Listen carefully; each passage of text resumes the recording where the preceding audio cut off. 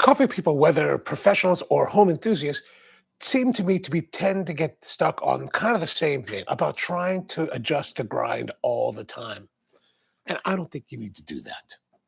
How's it going, everybody? Welcome back to the Coffee Q&A. I'm Jay, your host, and today the Coffee Q&A 561, I think so. And it is almost the end of March, the penultimate day of March, and we are here talking about espresso. So recently, well, last week, I decided, well, we were running out of coffee. So I run out of coffee every once in a while, right? So I need to replace it. And so last week, while we weren't having live streams, I replaced the espresso in the espresso grinder. Now, I didn't change it to a whole different espresso, just the next roast generation of our own house espresso, the Espresso 99 from Spro Coffee.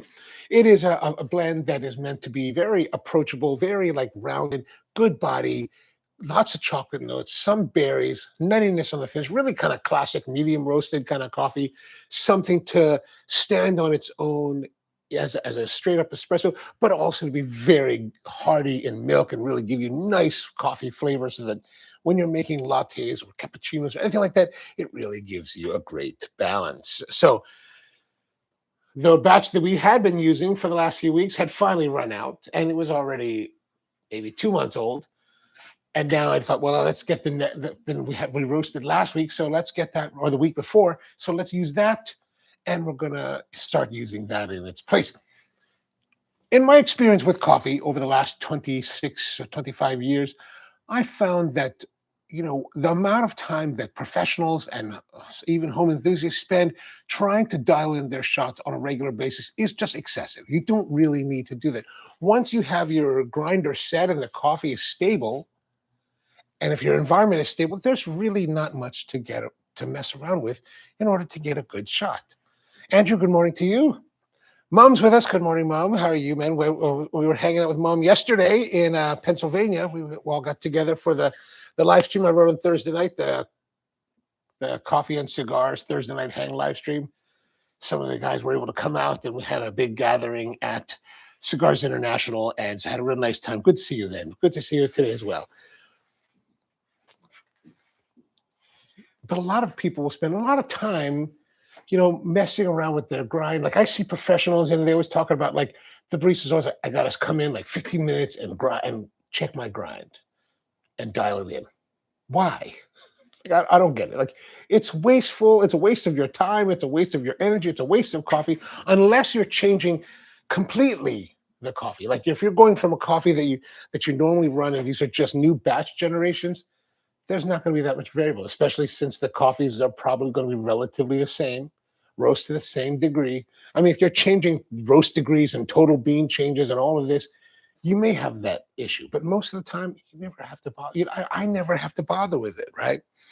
Another time when you might have fluctuations that may cause you some issues is if there are wild environmental changes. There was a shop that I had in a public library where sometimes the location of this coffee bar was on this bridge that had access both to the interior of the library that was very temperature stabilized, and then the exterior of the building, which was very wild, especially in the summertime when it could be very, very humid.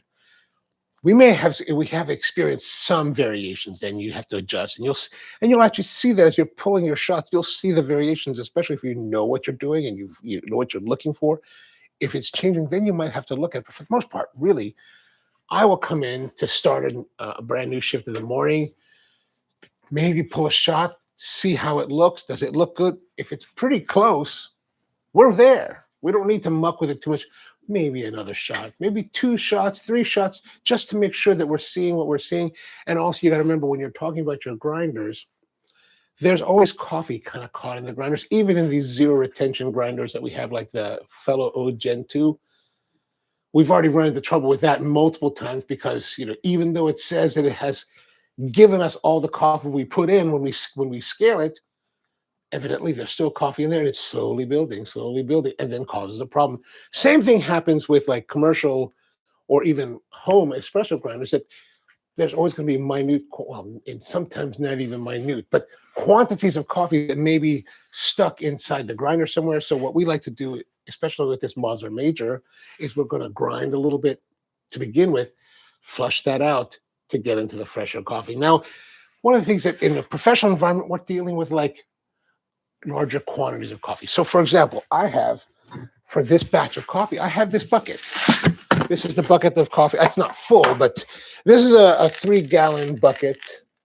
So it's about half full. So there's about a gallon and a half, or maybe 2 gallons, well, a gallon and a half of coffee in here. So that's quite an amount of coffee that I can use to make espresso. So I'm in a commercial environment, we're not terribly worried about burning, 8 grams of coffee at a time to make sure that we're in the money and close to it. However, if you only have a pound of coffee, that 8 grams, 10 grams out of your 453 grams in a pound, that's a considerable amount. That's half of a shot. So you don't really want to waste a lot of your coffee just trying to dial it in. So that's one thing we always want to think about is, you probably paid a good amount of money for your coffee, right?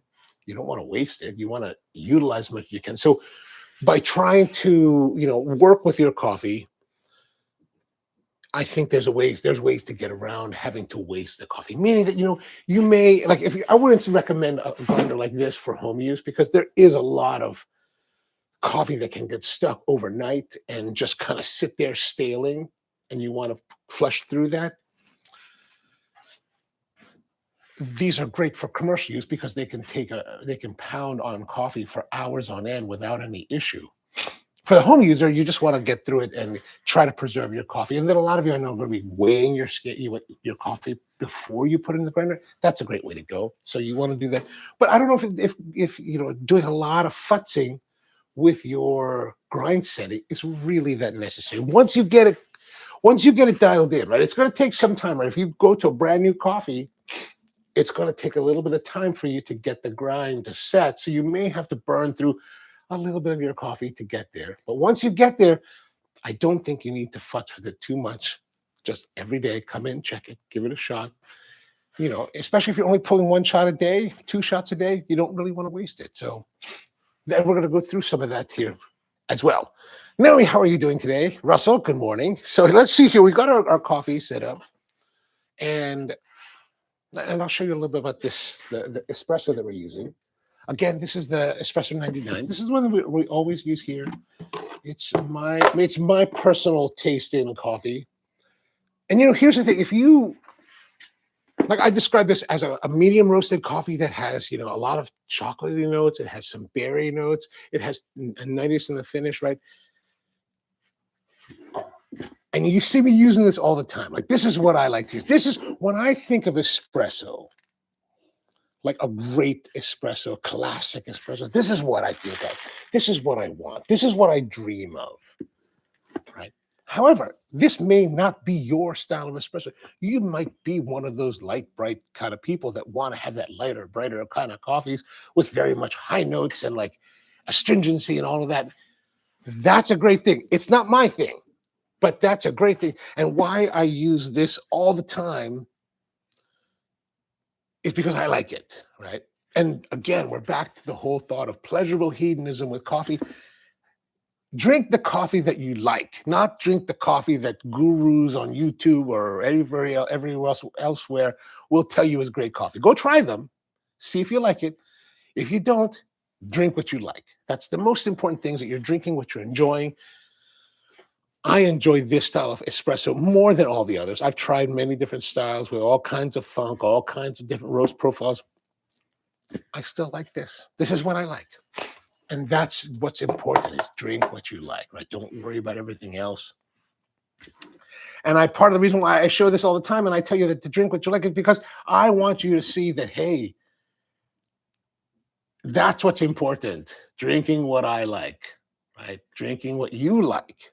But as you can see here, it's an even roast profile. This is a blend of beans from, right now, this is a blend. And so here, in my case, I have probably a little bit more insight into the coffee that I use, because I'm the one buying the green and I'm also the one roasting the coffee. So I have a definite intimacy with the coffee. But this particular batch is mostly a Honduran, right? Pacavita, washed coffee, and then some Colombian natural from Huila, Really nice blend. I tend to use some washed and some naturals for this, for the espresso, because I want to have characteristics of both, right? But you don't once you try different coffees and you find one that you like, stick with it, or or enjoy it. And then if you want to stick with it, you can. Don't take what I tell you as sacrosanct. Just try everything that you're interested in or that you have access to. Like if you're at an event or something and you happen to go there and you have all this coffee available to you, try them all. Try as much as you possibly can, and then see what you like. Right? See what's in tune with you is really all that matters. Neri says, I guess grind size once. Oh, I guess grind size once. Brew set aside. Adjust the grind size and then drink the next brew whenever it's perfect, or whether it's perfect or not. The first shot gets thrown into my sweetened iced coffee. So yeah, and that's a great way to go. I mean, I think that it's important to try coffee, and I think it's important to try coffee in all of its states, right? Like, I don't know if we do this here, but I've been known to like toss a shot or two or four, you know, maybe in modern times, mainly because it's like, I've spent a lot of my early career in coffee tasting everything, and I encourage you to try everything, whether it looks terrible or looks great. Try them all. Put it in your mouth. Take a taste. Slosh it around your palate. Spit it out if you need to, and just move on. Because here's why. I believe that everything that we taste builds our vocabulary of taste, right? So the more you taste, the more you understand, the better you can be at appreciating your work, right? And that means, whether you're a home enthusiast just doing this for fun and for your own enjoyment, or if you're a professional working in the field, both of those apply. And it applies to both fields in that you just need to build your vocabulary of experience, right? So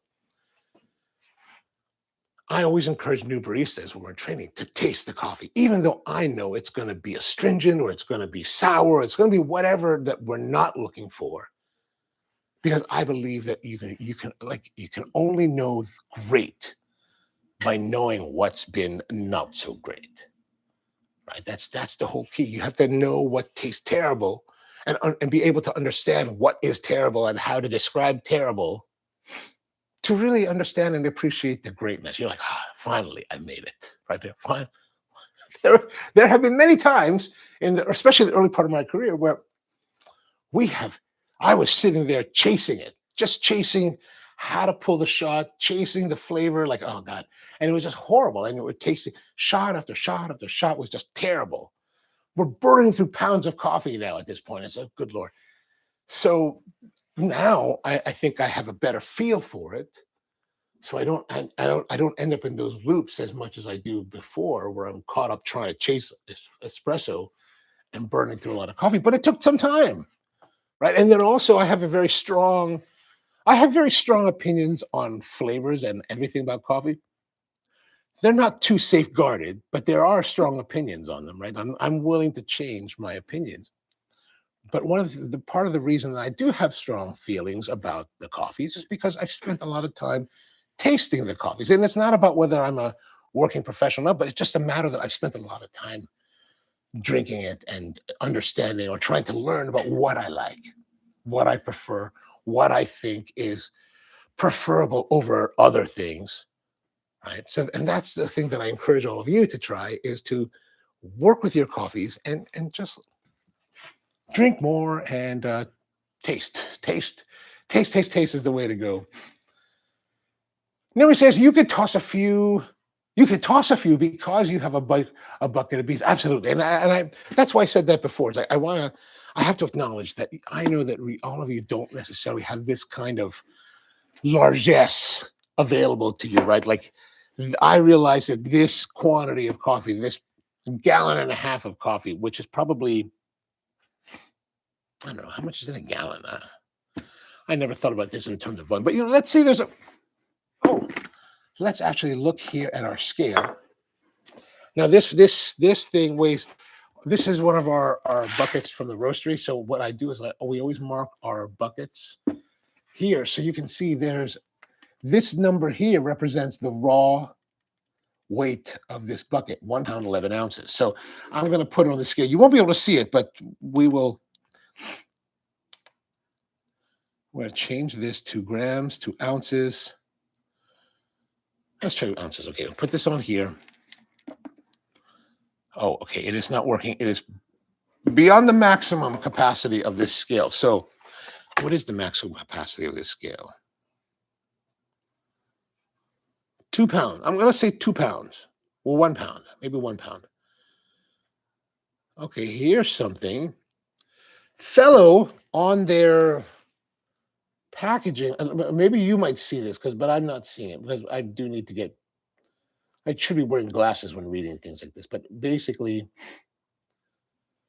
we are, normally they'll put like the weight range, but they don't put the weight range. So let's presume, or let's see here. I'm going to put this down, and let's change this 1 ounce. Okay, so if I tear that out,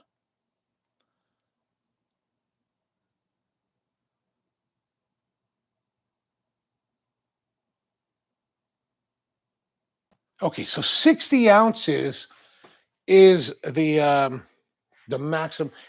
Hey Siri, how many pounds is 60 ounces? 60 ounces is 3.75 pounds. Okay, so total. So let's say here we got 3.75 pounds. With 11 ounces is going to be like 0.75 pounds. So there's at least 2 pounds in here. At least 2 pounds, maybe probably closer to 3, maybe even no, maybe closer to 3, because like this. If this is a 3-gallon bucket, 5-gallon buckets will hold 15 pounds of coffee. We're nowhere near the halfway. We're close to the halfway mark, but not quite. So I'm going to say this is at least 3 pounds of coffee, maybe 4 pounds of coffee in here. So there's quite a bit of coffee. And, honestly, 4 pounds is not a tremendous amount. It's not like at 15 pounds, although we normally work with more than that. But if you were buying, like, let's say I'm not going to say that. I was going to say, if you're buying a bag of coffee at Costco, you'd have close to this, right? But that's not what's important. What's important is that I do recognize that those of you at home are not going to have necessarily this much of coffee to work with. Now, if you're like me, your aggregate total of coffee probably exceeds this amount at home, right? Because I've got coffee lying around the house. It's just ridiculous. So I don't know if you're as psychotic as I am, but if you are, you have more. But that does nothing, because what you need is working coffee, not coffee that you have to try at some point in the future in different smaller quantities. Naomi says, I absolutely can't stand under extracted coffee. It's too sour. Yeah. But I'm not saying that you need to drink under extracted coffee. I'm saying that if you pull a shot that's under extracted, I think you should. Well, I mean, not necessarily. Once you've tasted it, that's enough. You don't need to taste it more. But a lot of times I'll run into like baristas, or especially when we're training baristas, they know that it's not a great shot, and they don't want to try it. They've never tried it before, but they don't want to try it. It's like, you need to try it. You need to expand your understanding of coffee. That's really what I mean. Not because you pull a bad shot and you're like, I'm not going to taste that. I mean, if you've already tasted many bad shots, then by all means, there's no need to inflict damage upon your own soul in that manner. Peter says, I'm roasting some coffee tonight too for tomorrow. Oh, awesome. What are you roasting today? What coffees are you roasting? Naomi says, no need to rest it, Peter. And I'm not using an espresso machine, so gas is not an extraction problem. Gotcha.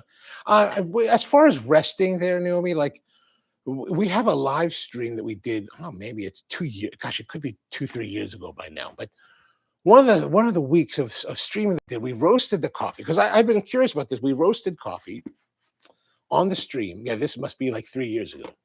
We roasted the coffee, tasted it, cupped it. I think we cupped it, right? We cupped it immediately out of the roaster to get us a flavor of the coffee, to see what it's like when it's freshly roasted.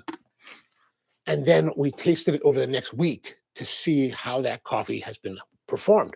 Now, one of the things that we talk about in coffee industry is that we'll roast, let's say we roast today. And so a lot of best practices is that you roast the coffee and then you do a quality control cupping of all of your batches to see how they were. Like, are they within the spec that you want? So, which means that you're pulling a small sample for cupping from each batch that you roast and you're setting that aside. So, and then tomorrow you'll sit down before you start your roast day and you'll cup those in the morning to make sure they taste right. But I was curious to see, like, how long do we have before the flavor degrades due to the CO2 emanations from as a byproduct of coffee roasting.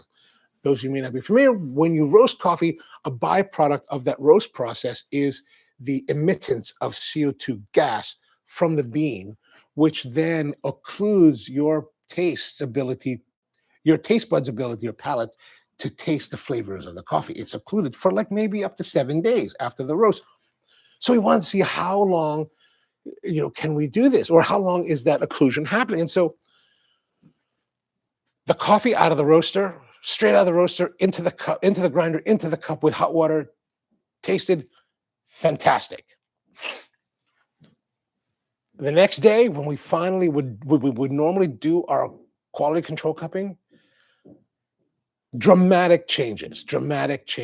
Already the occlusion was well into it 24 hours later. Like, you're like, oh, we're not tasting exactly what's going on with the coffee. We're already past that window. That window has closed. So maybe within 4 or 5 hours after roasting, that window really begins to close.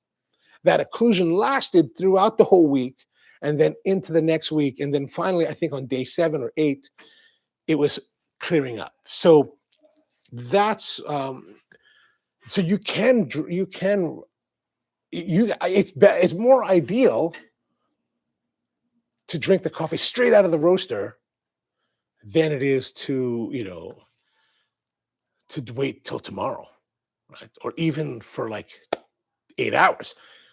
And I kind of had been wondering about this for many years, because when we were going, one of the years that we were starting to go to the Mirish family's farms in Nicaragua, we were doing some cuppings one day of like harvest cuppings.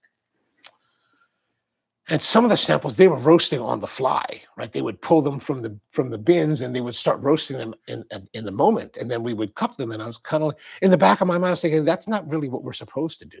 It's just an accurate representation of the coffee. And it turns out it really was a much more accurate representation than had they roasted it the day before, right? And I wonder how many coffees are bypassed or misjudged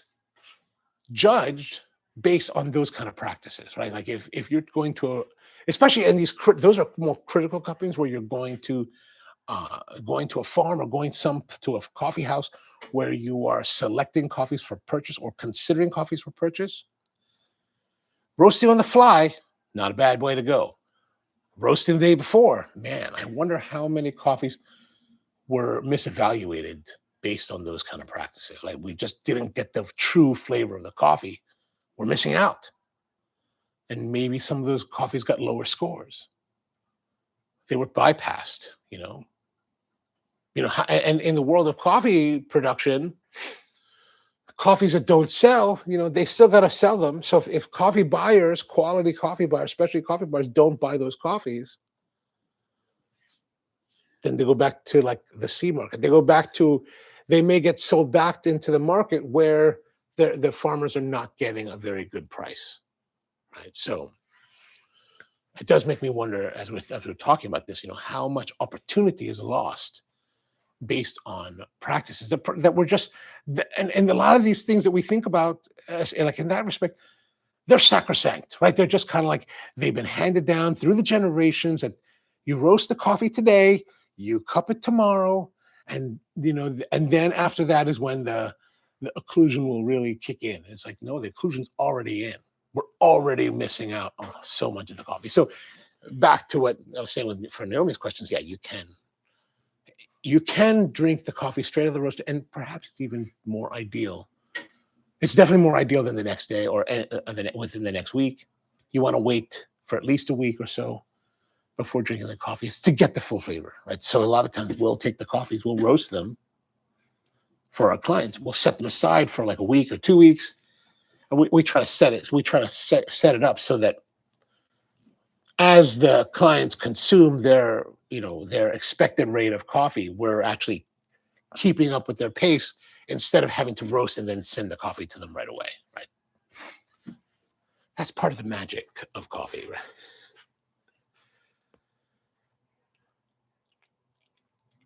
Peter says, I'm not using espresso. Oh, so gas is not an extraction problem. I'm used to that carbonic flavored. Right on, man. Right on. Okay, so we've got it. I've already got the coffee in here. I've already showed you the coffee. Great. Let's put this aside. This is going to be our coffee for the next, I don't know, few weeks, couple weeks, depending how fast we go through it, and more topics that we're going to cover related to espresso making. But we're going to go over here now. Oh, I've got to turn the camera on. Now, part of the reason that this topic came up is that I put the new coffee in last week, and I made some shots over the weekend, and from for whatever reason. And the first time I pulled it, we actually switched it out during one of the live streams, I think, but we didn't really pull into it. It was still kind of in that phase where the old coffees mixed in with the new coffee, and now we finally ground through all of the old, and we're finally getting into the new. So when I pulled the shot on Friday, I think it was Friday. Friday I pulled the shot, or Saturday, one of those 2 days I pulled the shot. Yeah, Friday, because I had to. I was going up. Yeah, I was going up to York. Anyway, whatever the date was, I pulled the shot. No, we didn't get coffee. I didn't get coffee. I didn't bring coffee. It must have been Saturday. Pull the shot. Do it the way I normally do, and then it's really slow. So it's telling me that okay, there's a difference from the coffee that was in it before, which was probably roasted at the beginning of February, versus the coffee that has just gotten into it. This coffee was roasted just a couple weeks ago. Now, the coffee is tighter, so that means that the beans were ground finer at the same grind setting. The grind setting hasn't changed, but the beans are coming out finer, and so that which means that they're compacting more inside the basket, creating greater resistance to slow down the flow of our espresso water. So now it's about how do we compensate for that? And that's really what we're talking about here. We're switching coffees, not dramatic changes, right? This is relatively the coffee in the same vein as the coffee before, same intent, same everything else. Slightly different coffee blend, of course, because it's the season, the way the coffees that I have available are changing. But the intent and the overall approach to it is going to be the same. So we're not talking about I'm going from our Espresso 99 to some wild geisha blend, right? That might require a much greater degree of change than what we're going to see here today, right? So what we're going to do is we're going to pull a shot and see the performance of it. Right now, here's the thing: the espressos that I've been pulling, I pulled 2 espressos over the weekend on this setup without changing the grind because I realized that let's save this for Monday, and I didn't change anything. We're going to go through how to change it or what things to consider while we're working with the coffee, right?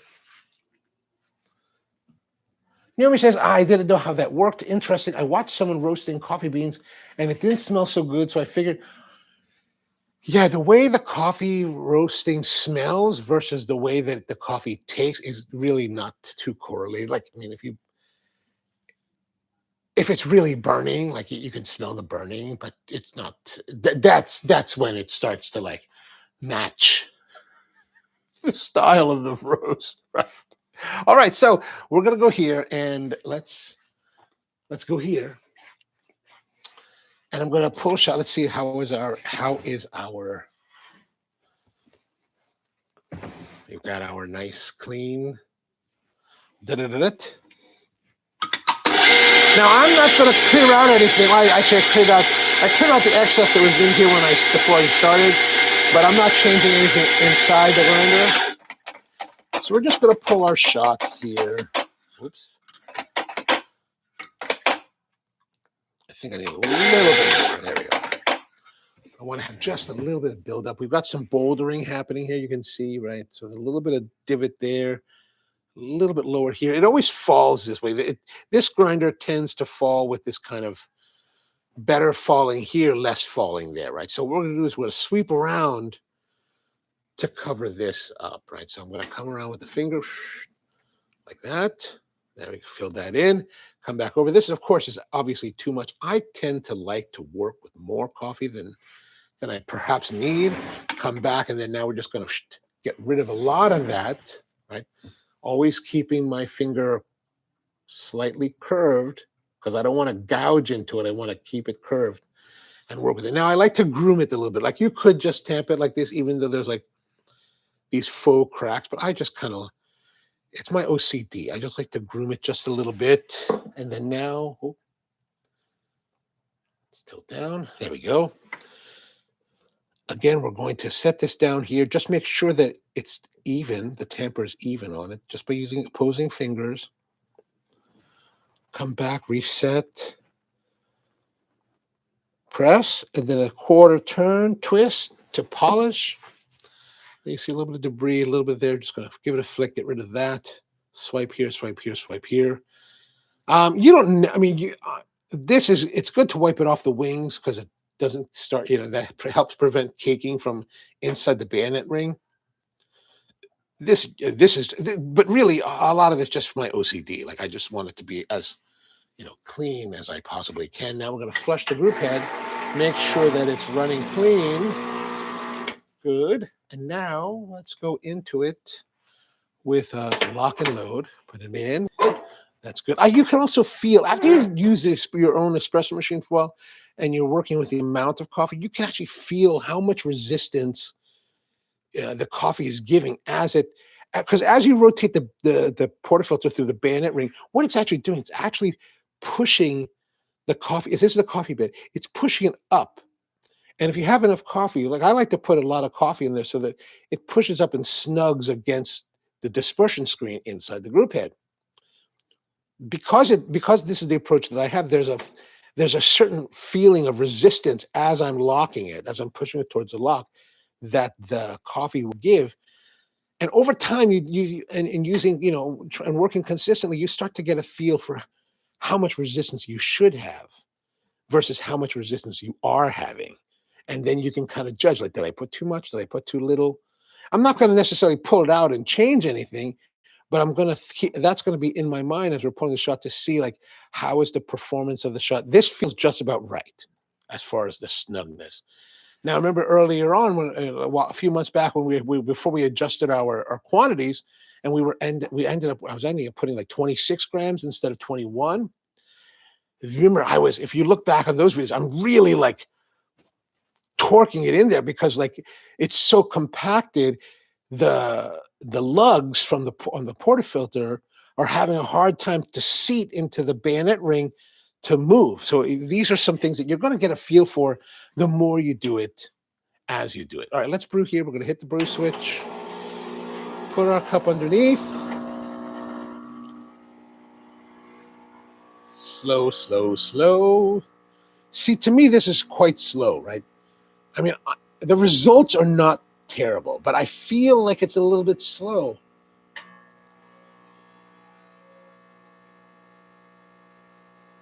I mean, that's not terrible.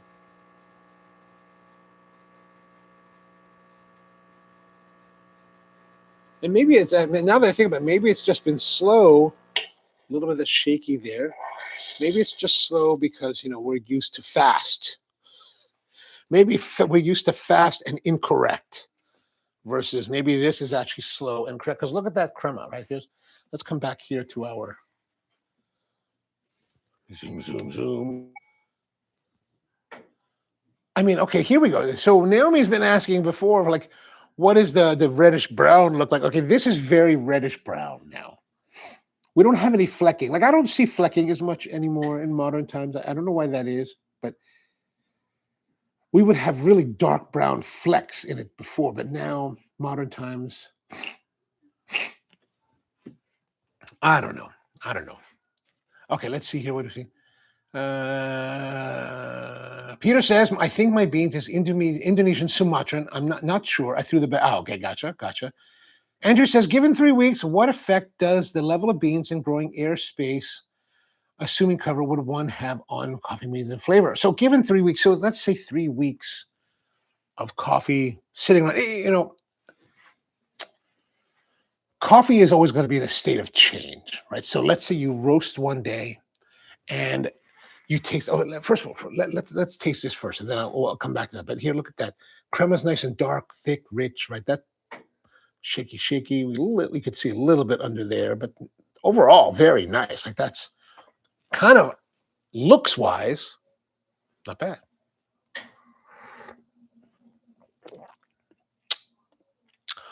A little bit heavy on the bitterness, right? Like that's a little bit more bitter than I want.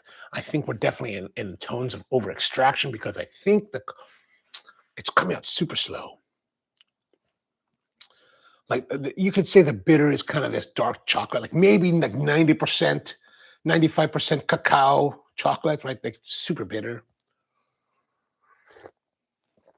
The bitterness is beyond the range of pleasant that I would like. Like it's like I want some bitter in an espresso, but I don't want it to be this much bitter. This is a lot of bitter. So we're gonna compensate for that. But back to your question, Andrew. Let's look here at our espresso here. Coffee is always in a state of change. So I mentioned that when you roast the coffee, if you roast the coffee and you take it out of the roaster and then you drink it, you brew it, it's going to be really great. Actually, it's probably, I'm going to surmise that it's an accurate representation of what the coffee really is going to taste like at some point. Then that CO2 gas production comes in, starts to occlude the flavor. And that occlusion happens for about, a week and a half or so, sometimes 2 weeks. Now, 3 weeks out, like I said, coffee is always in a constant state of change, or you could say change. You could also say degradation, right? The coffee will roast, and then it will be occluded, and then come alive. And there'll be this window of time where the coffee is let's say in its best phase, right? It's alive, it's vibrant, it's whatever it's going to be. It is the most it's ever going to be. And let's say that happens for a week, maybe 2 weeks. Then it starts to slide, right? Now it's not always going to be a rapid slide. It may just be a very slow progression on a very shallow slope, but it's always happening. And typically I find that coffees will be good, more or less good, for 2 months. Like at its peak, it's going to show very well for about 2 months after roasting. After the 2 months, it's going to start to slide a little bit more, but it's not going to slide very much. And actually, after 2 months of slide, it's probably going to be relatively without too much change for maybe another year, maybe 2 years, right?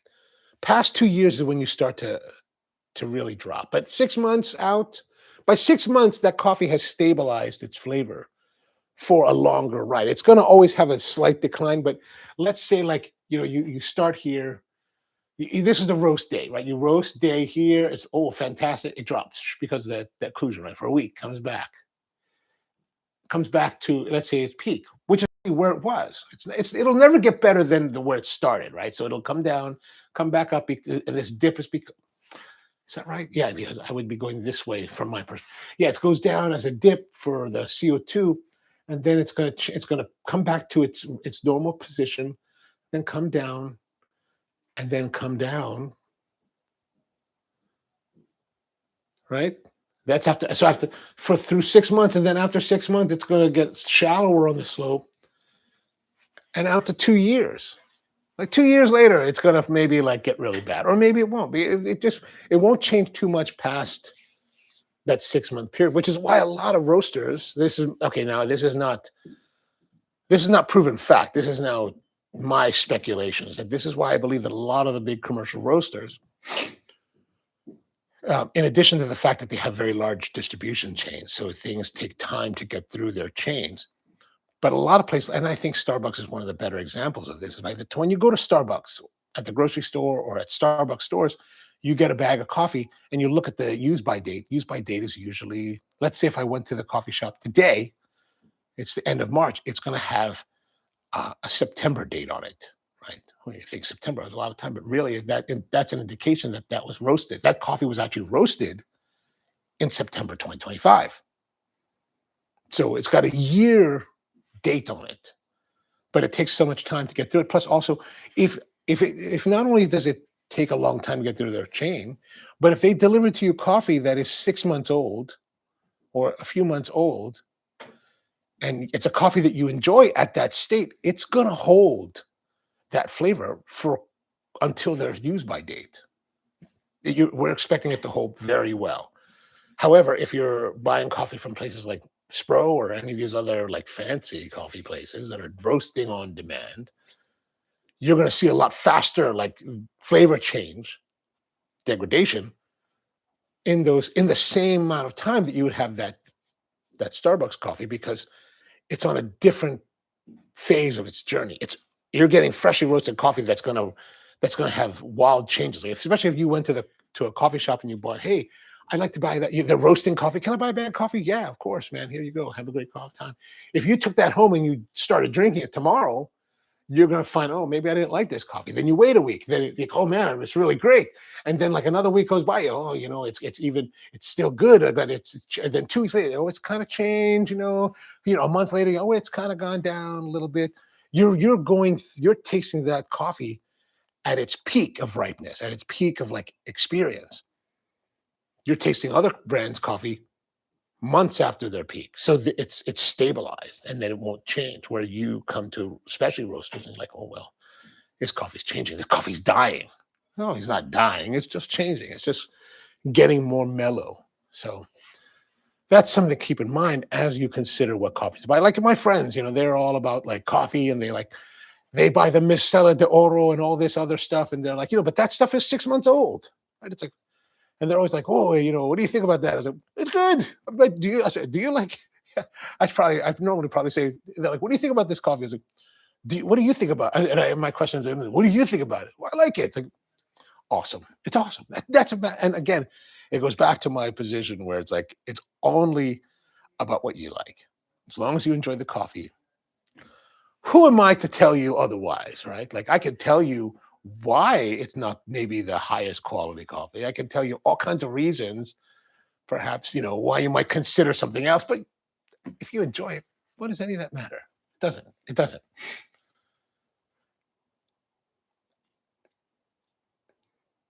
And Andrew says, referring to the white storage bin. Oh, wait, did you ask something about that? Oh, given 3 weeks, what effect does level of beans and growing airspace, assuming? I mean, it's gonna like this.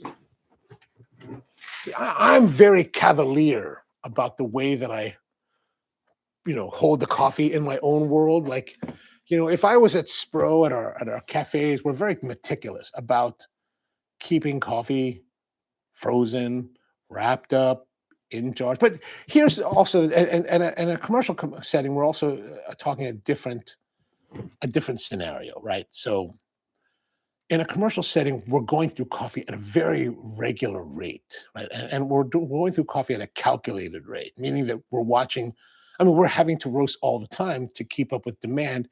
So the coffee is being consumed on a very consistent schedule. So the necessity for a commercial operation to really worry so much about preservation is different, right? We don't really have to worry too much about it because we're pounding through it. And because coffee is an ephemeral product, once you use it, we're utilizing it, so it's gone, right? Now, in this particular case, you're asking, like, how much does the airspace affect the flavor? So let me see. So in here, you zoom out a little bit.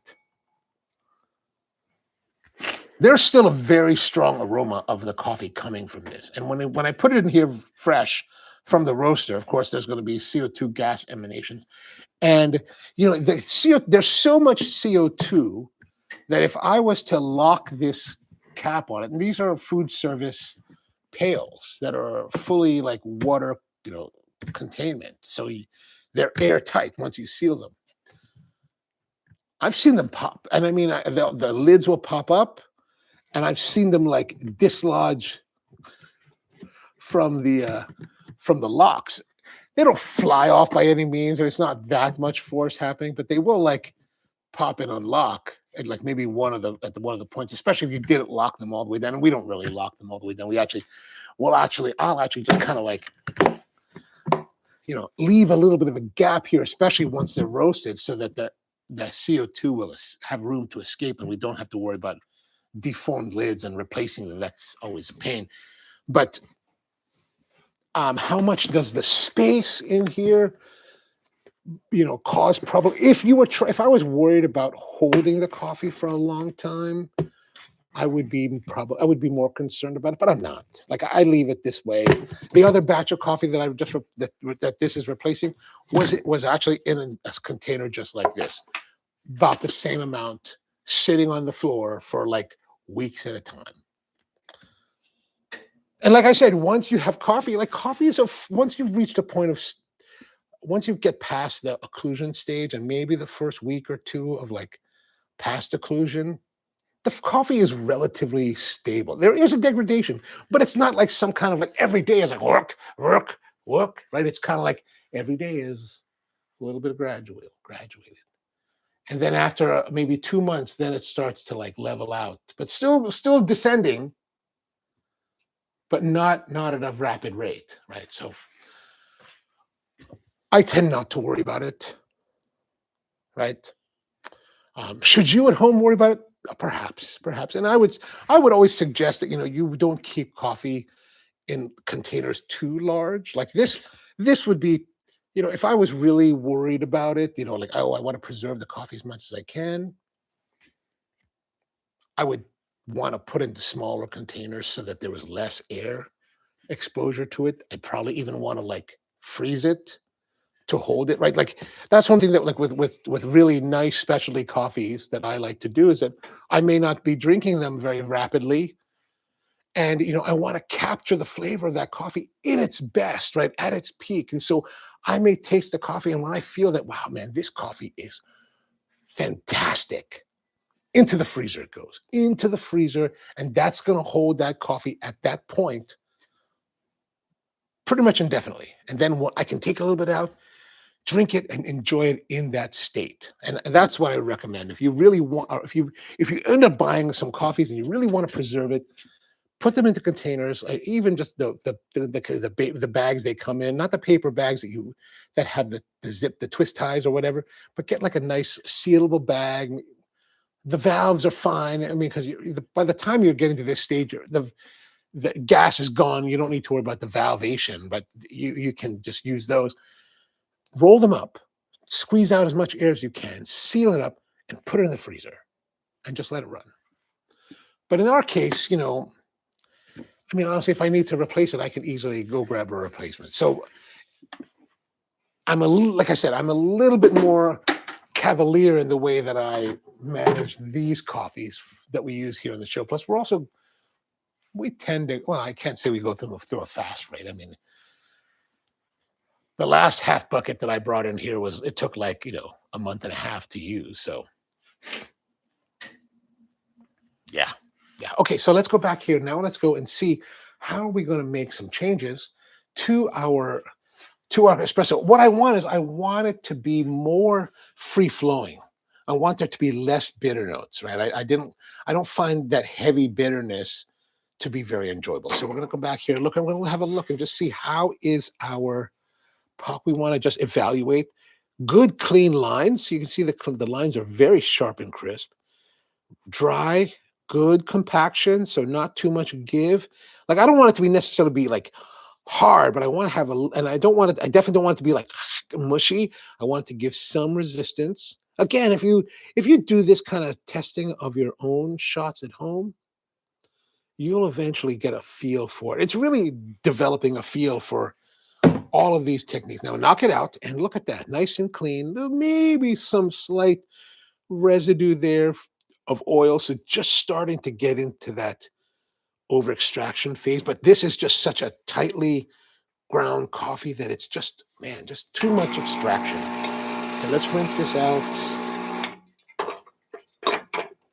nice. We're going to start grinding some more coffee.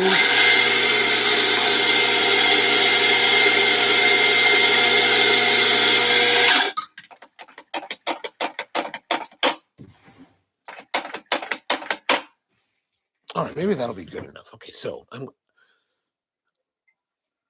low here, right? So now now this time it's farther around here. So I'm going to sweep around even further, bring it all the way around like that. It's like that was a full sweep. So now come back here.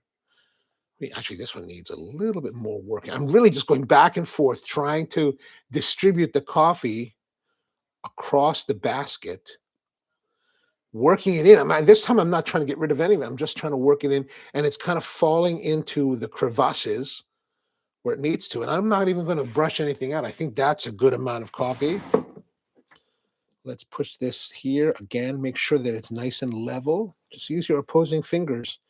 This technique I find that is relatively difficult to teach. Like, the idea is that you're touching your portafilter, the basket here and here, and then the top edge of your tamper part here and here, but you're touching them with opposing fingers.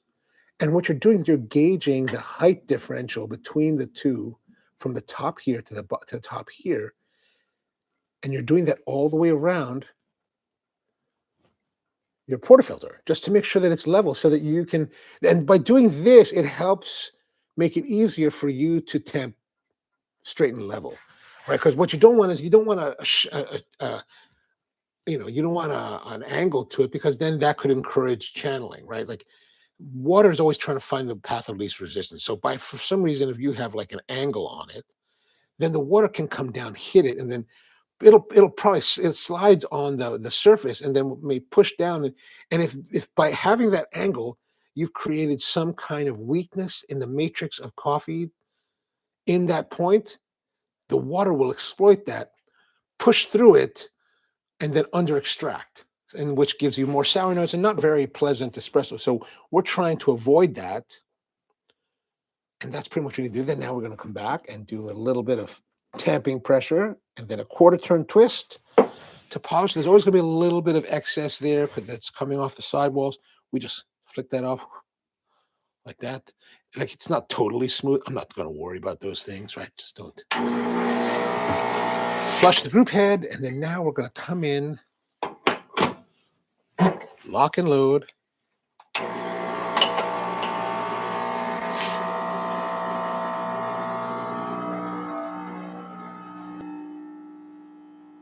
Oh, you know what?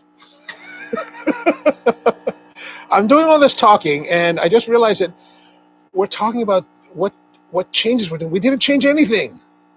It's the same shot as we pulled the last time, which is, boneheaded on my part. But we're going to stick with it and see how the shot goes.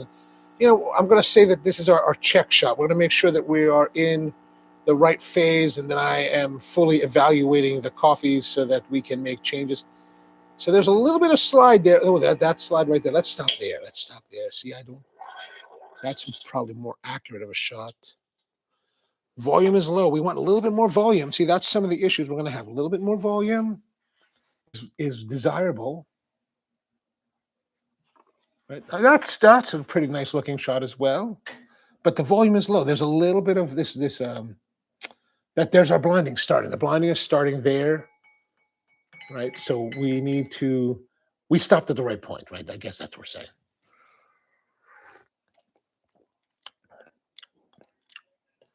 Okay, that time, not as much bitters. Perhaps we put a little bit less coffee in that time. There's a little bit of fluctuation in the coffee. But I still feel that it's tight, and I want it to be a little more free-flowing. So let's go back and pull another shot. And what we're going to do is we're going to change our grind setting now, right? And that's kind of that's really what I intended to do. So as you can see here, this is the Mozart Major. There are these notches here, more for grip, I believe, but you can also use it as a kind of a scale. And then they have these numbers, 0, 1, 2, 3, 4. I've said this in the past, these numbers on any grinder are arbitrary. They have no correlation to any other grinder whatsoever, right? This 2 on this grinder is only accurate for this two on this grinder, not any other Mazda Major, right? The thread counts are very tight on these type of systems. So meaning that there's per inch, there's a lot of threads per inch. It's very fine versus fewer threads per inch. It's very coarse. These are very fine, which means that that means that as you're screwing this on to the housing, you'll pass this too many times over. So there's no real way to make uniformity of these across the board, unless you had some kind of digital readout and gauge. But why do that? That becomes very expensive and cost prohibitive. But what we're going to do is it's really tight, right? So the shots are really tight. I want more flow. So what that means, I want to coarsen the particulate size of the beans in the matrix. In order to do that, we need to go coarser, right? So we're going to go coarser. Now, how much coarse do we need to go? Now, there's a little notch here, just kind of a reference point. I mean, I don't necessarily use any of these things. I will use them if I'm trying to teach, new baristas and say, hey, we need to come over a couple notches. But what we're going to do is we're going to come over just a little bit. And I feel like we don't need to come very far. Now, if I'm adjusting to go finer, right? Because there are flat burrs in here that are in this configuration. And when you go coarser, you're pulling them apart. When you're going finer, you're pushing them together. But there's also coffee inside between the burrs. If you're trying to go finer and push it closer, you're crushing whatever coffee's in there, which makes it much more difficult to fine up the grind than it is to coarsen, where you're pulling them away and you're giving that coffee more space. So when you go finer, you want to turn the grinder on so that it's running, so it makes it easier to make that adjustment. But when you're making it coarser, you don't have to worry about that because you're pulling them apart. And since we're pulling them apart, we're not going to worry about that. But I'm going to pull it here. And my basis for the adjustment that I'm about to make is based solely on instinct, right? I don't really have any particular measurement for these notches. Like these notches really don't mean anything to me other than they're there for knurling and grip. The numbers may be helpful if I need a reference point, but I don't normally want to. I don't really worry about the reference points. Well, I'm going to grab it. Now, remember, if you do a lot of it, you can get wildly dramatic changes. You don't want to go aggressive, because then if you go too far, you'll pull a shot or two, and then you're like, okay, that's too coarse, that's too sour, that's too under extracted. Now I need to make an adjustment, and then you need to go back. And that's when you make really dramatic changes. That's when you get into this situation where you can like overcompensate and then fall into the trap of chasing your espresso. And then you're burning through coffee. You're pulling multiple shots. You can't get what you're looking for. You're getting frustrated. You're just getting upset. And it's just very, very difficult to operate that way. So when you're pulling on it, when you're changing your grind settings, go fine. Go a little bit, right? So I'm going to go a little bit. Okay, watch here. This is how much I'm going to change it. I'm going to go. Whole thing is rotating.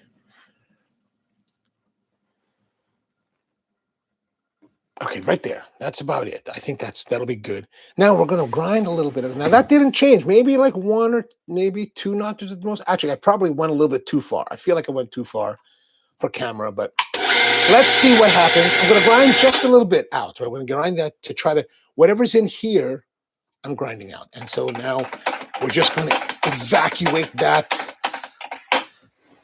And then just get rid of all this coffee, because this is going to be a mix of new grind, old grind. And, we could utilize that. Like you might want to utilize that at home because, you don't want to waste it. So, and it still will make something, worthwhile to drink, because it's not like we're in a phase of the coffee setting where everything is disgusting. It's just not as optimized as we would like.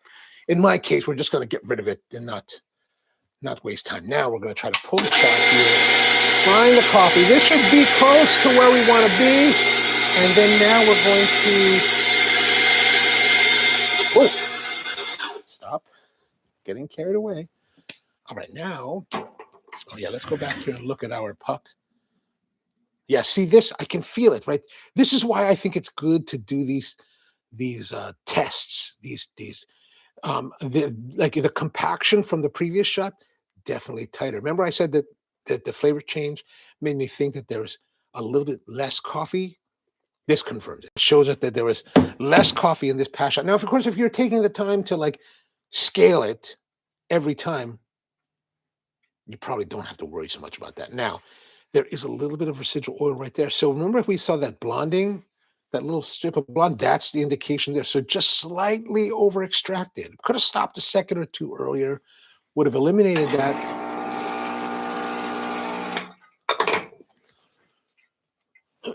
All right, now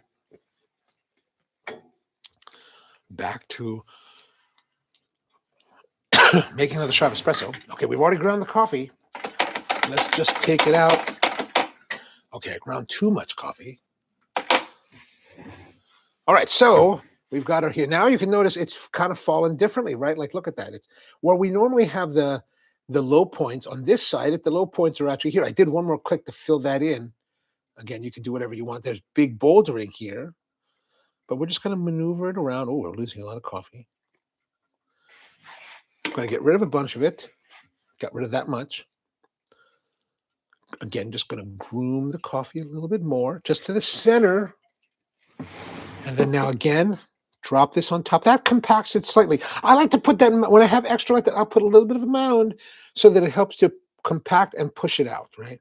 And then again, we're going to feel here. Now here is something that's in that I can feel that there's probably just a little bit more coffee than the last couple shots, because this feels, the opposing edges feels higher than before. And I pull that off to do the temp, and you look at that, you can see it's higher. There's more coffee in here now.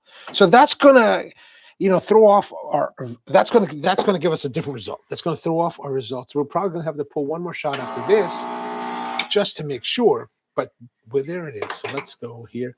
Yeah, not too much more in there, because it's not like I'm fighting it. It's just a little bit tighter locking it in. So let's go.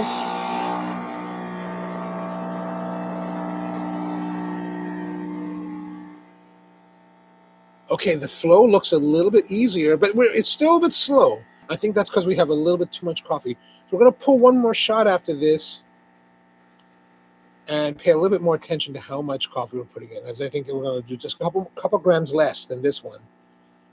And I think, oh, look at that, much better. Okay, there's a little bit of flutter right there, so let's stop. Okay, good amount of volume, better flow. A little bit slow, but better flow. Let's have a look here. Andrew says, usually I have 3 or 4 different coffee beans to try. I drink a different coffee daily. Beans are kept in separate 250-gram Illy tins and can sit a number of weeks with growing airspace. So iGamer, no, right on. That's excellent. Okay, so there's our shot. Kind of nice looking.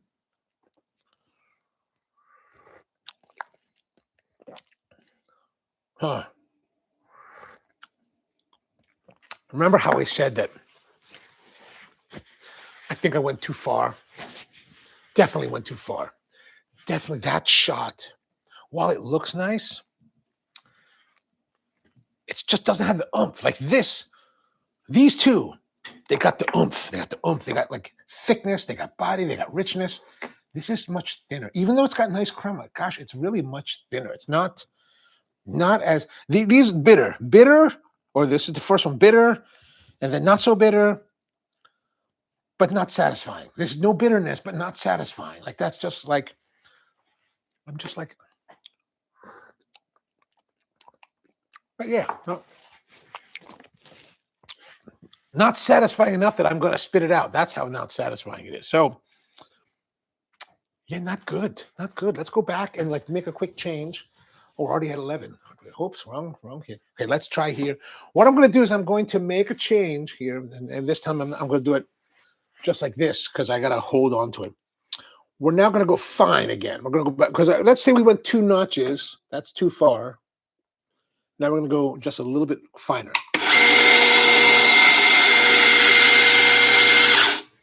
Okay, that should be closer to what we want, right?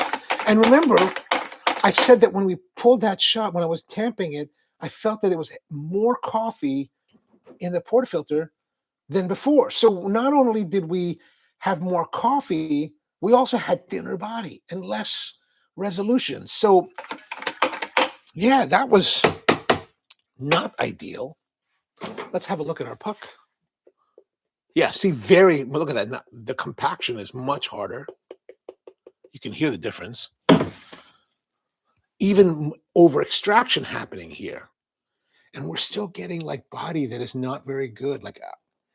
So yeah, look at that. That's a lot of things that are happening, but we're not getting that, right? And that's what I want. I want like in espresso. Like I want it to be nice and thick. I want it to be heavy. I want it to be like, I want it to be pleasing. And that last shot was not pleasing. Okay, let's go back here. Let's get our...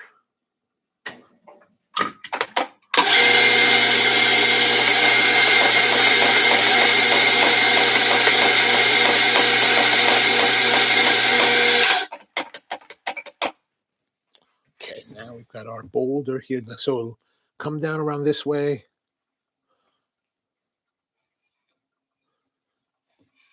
Maybe just get rid of that a little bit. Now I'm a little bit gun shy about being too full. Can you see that? No, can't see that. Let's go back down, tilt down here. Again, let's feel this.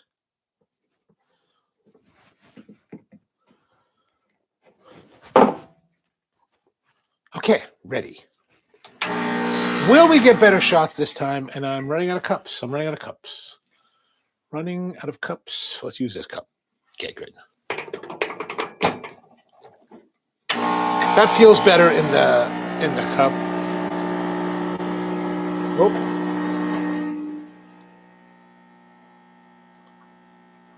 Oh, we're back to slow again.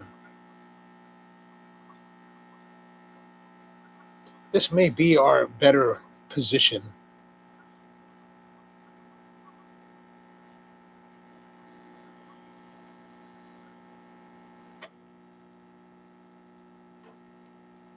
Oh, look at that wavering right there. Done. So we're back to a position where we've got wavering, but our volume is relatively low. And you know what? Here's the thing. If this turns out to be enjoyable, I will not worry so much about the volume, because what we're looking for really is flavor than necessary volume, right? All right, let's see. But good color, right? Good crema. Looks like it's starting to get a little bit lighter there. Oh yeah. Very thin, astringent, very bitter, heavy. This is a balance between the two. There's a little bit of like brightness coming through, but really good body. The bitterness is very low, but very balanced. You know, it's low, it's balanced and low.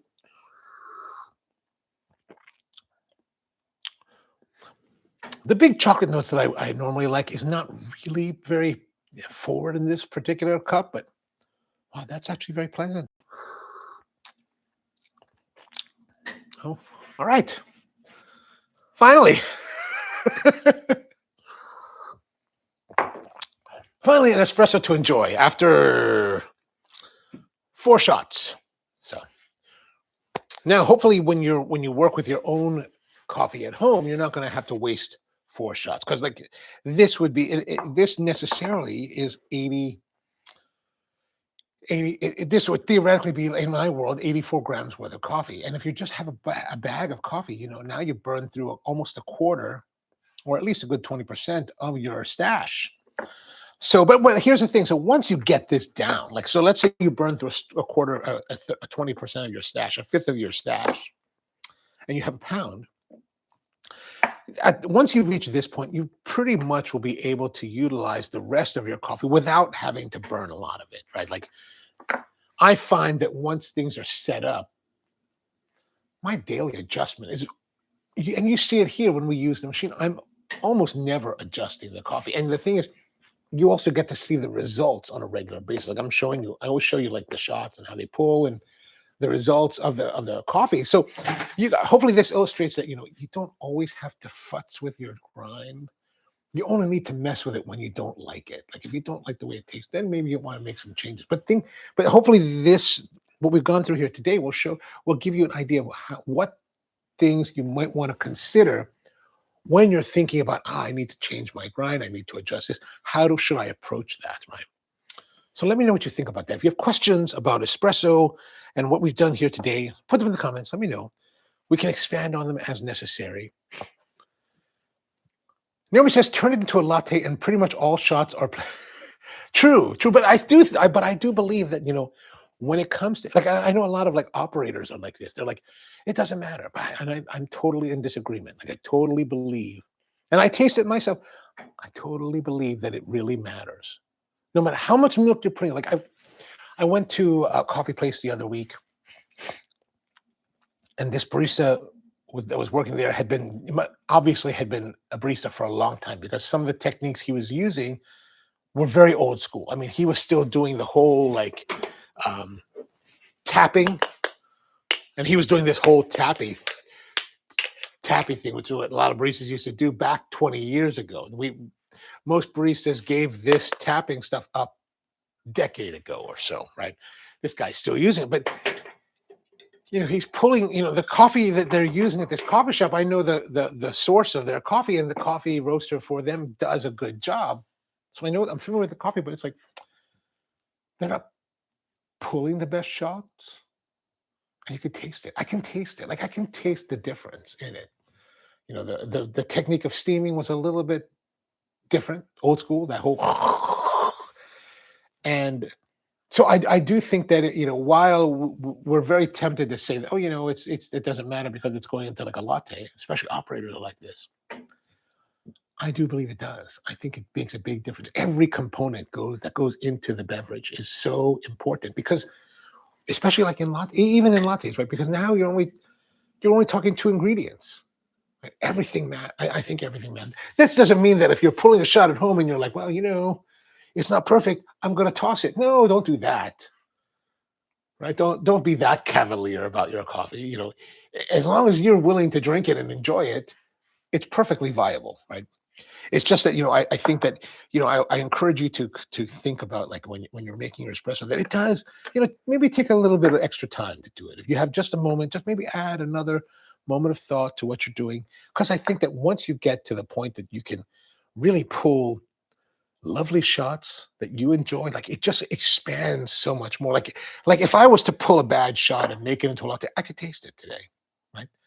Now, why? And you may be like, well, you do this for a living. Yeah, I do it for a living. But the only difference, like I've said before, is that the only difference between me and you is the amount of repetition, right? I have more time for repetition, or I've had more opportunity for repetition in what I'm doing versus the average home enthusiast who doesn't have as much opportunity for repetition. But over time, you will get to that point. You will get that repetition in. And I don't know, I guarantee you'll be sitting around one day, you'll be like, you can taste, and I'm sure that all of you at this point could readily taste the difference between these 4 espressos. Be like, oh yeah, that's oh yeah, Captain, that's not what we want. Like this, you're like, oh, that's definitely not good. This is too bitter. This is just kind of somewhere there. But this is more money, right? I'm sure that everybody here can identify those things. And once you get to that point, then the sad thing is that once you get to that point, the sad part is that it becomes more difficult, right? Because you're like, I don't know if that's good enough. But still, I still drink everything, so as much as I can. Naomi says, I meant for me. I'm not going to waste an imperfect. Absolutely, and nor should you. All right, so that's pretty much all I have for you today. Thank you very much for hanging out with me as always. We're back in tomorrow. We're going to be doing more stuff since it's getting warmer. It's all going to be April. On Wednesday, it's going to be April. So we're going to get a little bit more into other things to drink for summertime, other coffee stuff on ice. If you have ideas, or if you have things that you're like, hey, how do you make this? Let me know. I will work on presenting ideas for you for that. So yeah. All right. Mom, good to see you. Naomi, everybody, Andrew, Peter, have a great one. Good luck on the roasting. Let us know how the Indonesian Sumatra tastes. And see you guys next time.